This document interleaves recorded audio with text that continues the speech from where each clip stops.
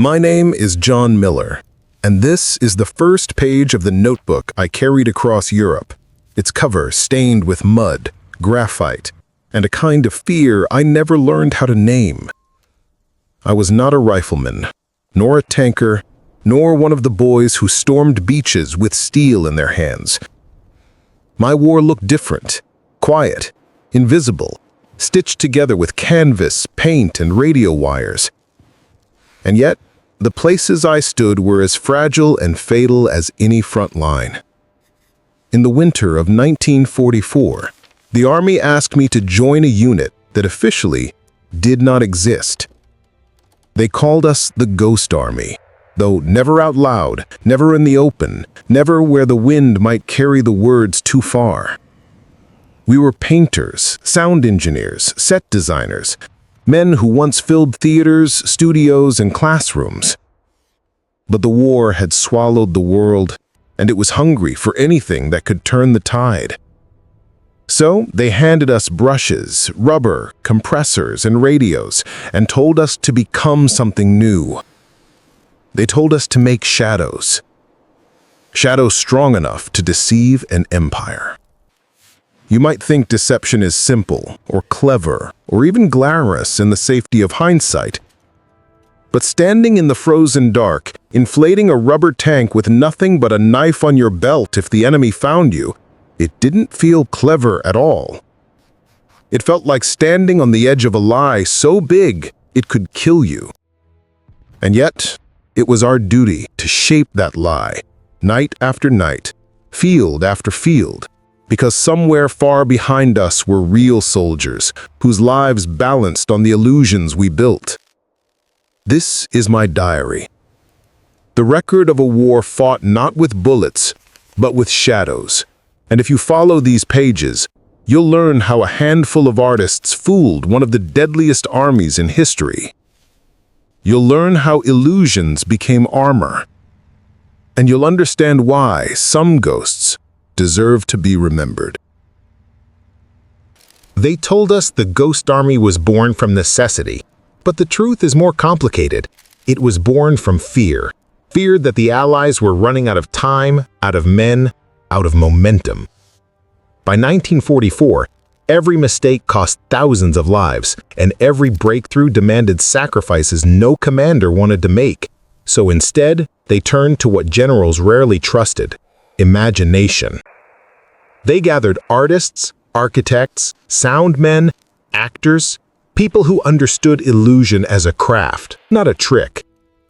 Our base was nothing more than a cluster of tents pitched near a railway, surrounded by crates of rubber, paint, cables, and old trucks. Some said it looked like the backlot of a movie studio smashed into a scrapyard. Others said it felt like a carnival that had forgotten how to laugh. But despite the absurdity, every man there knew we were being prepared for something serious, something that would never make it into the newspapers. What we would build had the potential to save thousands, or doom us instantly if discovered. The instructors didn't teach us how to shoot straighter or march faster. They taught us how to paint tank shadows on canvas that fooled reconnaissance planes. They taught us how to stitch seams so smooth that rubber armor looked like steel under moonlight.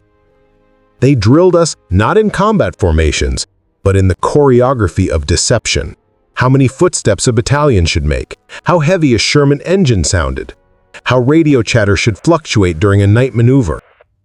Precision was our weapon, authenticity our only shield. The sound crew practiced for weeks with massive speakers mounted on half-tracks. They could recreate the clatter of tanks across gravel, the grind of treads in mud, or the roar of engines idling at dawn.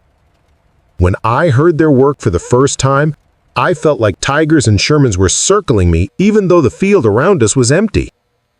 It was then I realized, war wasn't just fought with firepower, it was fought with what soldiers believed they heard, saw, or sensed in the dark, and our job was to weaponize those beliefs.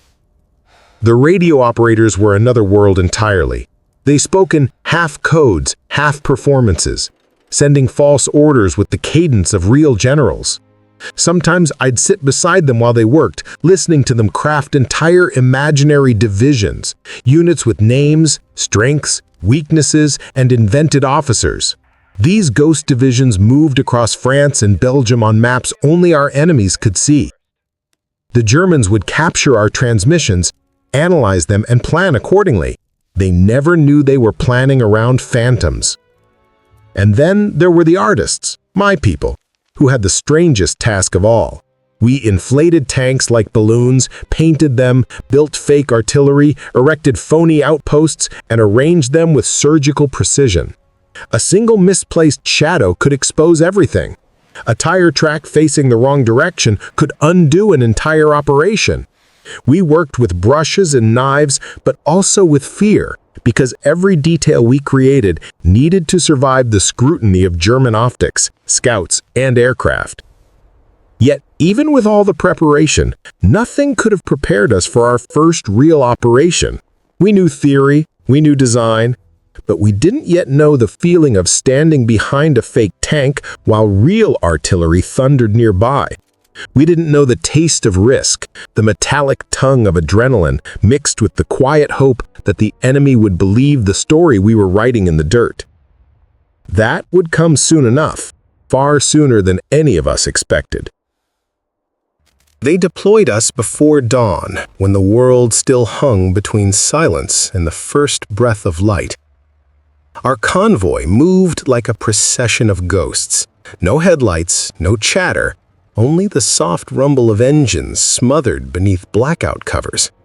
I sat in the back of the truck, fingers resting on a rolled canvas. Inside, it wasn't ammunition, nor maps, nor rations. It was an inflatable tank. My weapon in this strange war of illusions. The officer whispered, "We set the stage. Others will fight the battle." His voice trembled, not with fear, but with the burden of knowing that if our deception collapsed, thousands of real soldiers would pay the price. The mission was simple in description, impossible in spirit.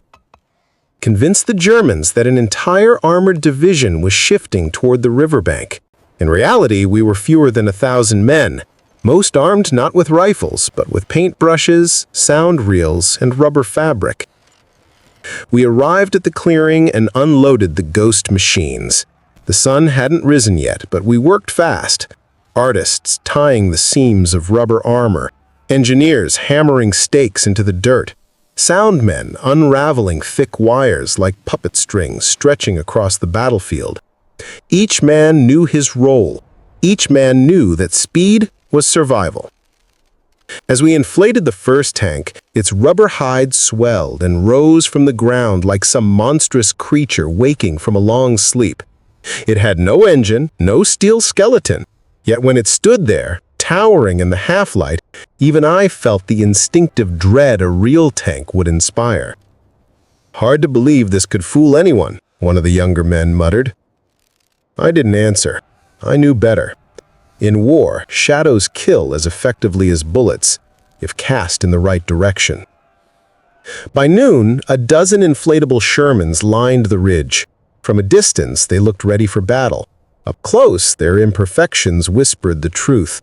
A misaligned turret seam, a patch of matte fabric, the faint rubber smell that clung to your hands. But the Germans would not be allowed to get close. That was the entire point. Then came the sound crew's ritual, the conjuring, we called it. They set up massive speakers pointing toward the forested valley. When the reel spun, the ground trembled with the illusion of armored columns. The sound was handcrafted, clanking metal, engines shifting gear, shouted commands echoing through phantom walls. Standing there, listening, I felt a strange duality, pride in our craft and dread for its consequences. Deception is a blade with no hilt. You wield it by gripping the edge. At dusk, scouts reported German reconnaissance planes circling high above. We held our breath as they passed, the inflatable tanks frozen, the soundscapes playing in disciplined loops. For a full hour, the planes lingered. each minute stretched like a wire pulled to its breaking point. And then they turned back. No flares, no shots, no alarms. Just silence. The kind of silence that tastes like survival. The officer exhaled shakily. "Gentlemen, the stage holds." But we knew better than to celebrate. In this unnatural theater of war, the curtain could fall at any moment, and we were the ones standing closest to the edge. Night didn't fall. It descended like a cloak pulled over the world by unseen hands. In the darkness, our ghost tanks loomed larger than life, their silhouettes sharp against the faint glow of the moon. It was here, in this manufactured battlefield, that our strangest ritual began. The order came in a whisper. Phase 2. The Germans took the bait. Prepare the crossing illusion. The words were soft, but they carried the weight of real blood, blood that must not spill if we succeeded. The sound crew moved first. They laid out new tapes, metal groans, churning water, pontoon bridges slamming against the riverbank. Each sound was a ghost limb of an army that did not exist. Artists brushed mud onto the rubber tanks, sculpting fake wear and tear into their skin. In war, authenticity is not truth, it is precision, and precision is survival. I joined the illumination team, though what we illuminated was nothing real. We set lanterns behind the tanks to cast long, trembling shadows across the field. Shadows were our ammunition. Darkness was our artillery. Then came the most delicate part, the radio deception. Our operators began transmitting fabricated chatter, unit movements, fake coordinates, imaginary commanders arguing about non-existent supplies. It was a symphony of lies, each note placed with surgical precision. By midnight, the stage was set. And that was when the real war arrived. Not on foot, not in tanks, but in a distant rumble that grew like a storm swelling behind the clouds. "Artillery," someone whispered. "They're preparing a bombardment." A coldness crawled down my spine. If the Germans fired blind into our illusion, rubber or not, we would die the same. The officer signaled us to hold. No retreat, no movement. A ritual must be completed or its power breaks. The first distant flare rose into the clouds, green and spectral. It bathed the field in an unholy light, the kind that reveals bones beneath flesh. Our tanks gleamed like phantoms caught in judgment. And then, the roar. Artillery shells screamed across the night sky, tearing lines through the darkness. They crashed into the far side of the valley, close, too close.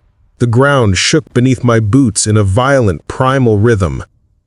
For a moment, everything became abstract, noise without form, light without meaning. I felt as if war had shed its body and revealed its true self, a ritual of obliteration, indifferent to whether its victims were real or made of inflated rubber. Our sound engineer, Carter, shouted over the chaos, "Keep the tapes running! If they think we're holding, they won't advance." His voice was raw, like a man chanting in the middle of a sacrificial rite. So we obeyed. Even as the earth convulsed, even as dust coated our teeth and sweat stung our eyes, we stayed at our posts, pressing buttons, adjusting speakers, ensuring that the phantom army did not falter. In that moment, I understood the truth no officer had ever spoken aloud. We were not deceiving the Germans, we were deceiving death, begging it to pass over us, as it had once passed over doorways marked in ancient stories. A shell landed closer, so close I felt the heat slap my cheek. The blast hurled dirt into the air, raining down on our tanks. One of them deflated instantly, collapsing like a slain beast. Carter crawled toward it, screaming, "Reinflate it! They can't know!" His desperation was not madness. It was devotion to the craft, to the mission, to the lives hidden behind our illusion. We dragged the rubber carcass back into place, pumping air into it as shells thundered in the distance. The tank rose again, wounded, imperfect, but upright. A resurrected ghost. And as dawn began bleeding into the horizon, the artillery ceased. Silence returned. Not gentle, but exhausted. The kind of silence left behind after something ancient has fed and withdrawn. Scouts reported that German forces were pulling back. They believed the illusion. They believed the army that never existed. In that moment, we did not cheer. We simply stood there, as if waking from a ritual trance. Dawn did not arrive gently. It bled across the world in slow, aching strokes, as if the sky itself struggled to remember how to be light again. We stood among the remnants of our illusion. Rubber tanks sagging like exhausted titans, cables tangled like the veins of a dying beast, speakers still humming with phantom echoes. No one spoke at first. There was a heaviness in the air. A weight made not from fear, but from the realization of what almost happened, and what miraculously did not. We had survived a night designed to erase us. Now came the quieter, harder duty, facing what survival truly meant. Carter was the first to break the silence. He sat beside the half-deflated tank we resurrected hours earlier, running his hand along its torn rubber. "We saved men we'll never meet," he whispered. "They'll never know who did it." His voice trembled, not with pride, but with the strange sorrow of invisible victories. I wanted to answer him, but the words stuck in my throat. How do you explain to another man that heroism feels hollow when it comes wrapped in deception? How do you confess that the line between righteousness and illusion had blurred so deeply you weren't sure which side you served anymore? The officers arrived soon after, boots crunching over the debris. Their faces were stern, but not unkind. They inspected the site, not to rebuke us, but to witness the aftermath of the ritual we had endured. They saw the cratered earth, the splintered props, the phantom army still standing in fragments of shadow. "You held," the captain finally said. "Most units with real tanks don't stay this steady under fire." It was meant as praise, but it landed like a question. Why did we hold? Why did we, unarmed and invisible in the record books, stand firmer than men of steel? None of us answered. Because the truth felt too fragile to expose to daylight. We had not stood fast out of bravery. We stood because a lie only works if someone is willing to bleed for it. And last night, we were that someone. As the morning stretched on, we began the weary work of dismantling the illusion. We deflated the tanks, each one collapsing with a soft, dying sigh. We gathered the speakers, pulled up the cables, wound the tapes back into their metal casings. It felt like we were burying soldiers no one knew had lived. Every pop of collapsing rubber was a tiny funeral. Every coil of wire was a spine being lowered into a grave. And yet, in this burial, a strange truth surfaced. We had created nothing real. No bullets, no armor, no bodies. But the consequences, those were as real as war allows anything to be. Real troops were repositioned. Real casualties avoided. Real battles reshaped. It struck me then, our work was not deception. It was intervention. A bloodless incision carved into the anatomy of war, redirecting its claws away from the throats of men who never even knew the danger. Carter walked beside me as we hauled a battered speaker into the truck. "Do you think any of this matters?" he asked, eyes fixed on the broken horizon. I didn't answer first, because the question was bigger than both of us, bigger than the war. But then I realized meaning doesn't come from whether we are remembered. It comes from the lives preserved in silence, the futures allowed to continue unbroken. Our anonymity was not a curse. It was the shape of our service. As we prepared to leave, I looked back at the empty field one last time. The landscape bore no trace of the phantoms we had summoned. No proof we had ever stood there. But somewhere, farther down the line of this war, men were breathing because of us. And breath is the closest thing to truth a soldier ever owns. We climbed onto the transport truck. The engine rumbled awake, shaking dust from the earth as though erasing our presence. None of us spoke. Silence had become our native tongue, the language of men who fight without ever being seen. As the truck rolled away, I made a quiet promise to myself, one that I carved deep into the marrow of my thoughts. If war must exist, then let there be at least one army that kills nothing. One force whose victories leave no graves. And in that solemn vow, I felt something shift. A fragile peace blooming beneath the scars of the night. We were soldiers of shadows, yes. But for the first time, I understood. Shadows protect what light cannot reach. In the final entry of my diary, I write beneath a lantern so dim it barely holds the darkness back. What remains of our ghost army scatters like smoke. Some return home.